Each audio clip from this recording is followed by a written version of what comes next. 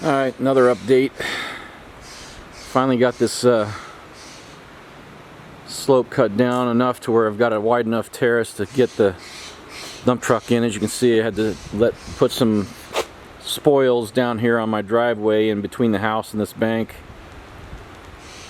to support the outside edge of that vertical cut for the weight of the truck and the excavator.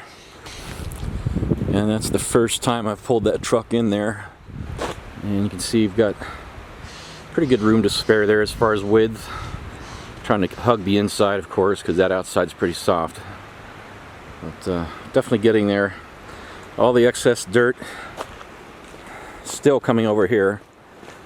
This drill has been eating up the dirt coming out of there. I don't even know how many loads now, probably, I don't know, 60, 70 loads so far to build the width of this road out.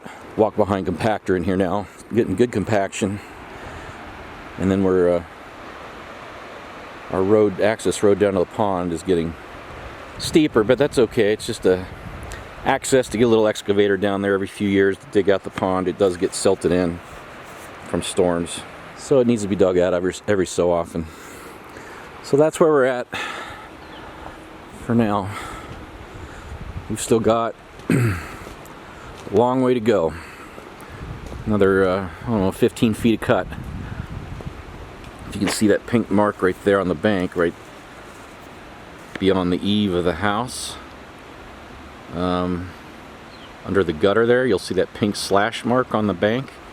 That's going to be the final grade of the cut.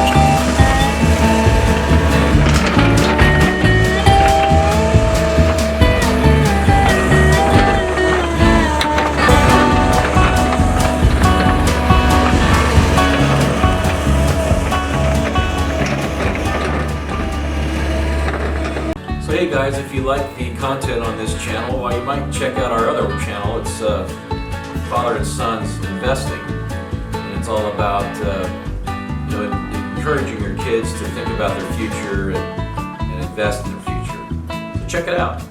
Hope to see you there.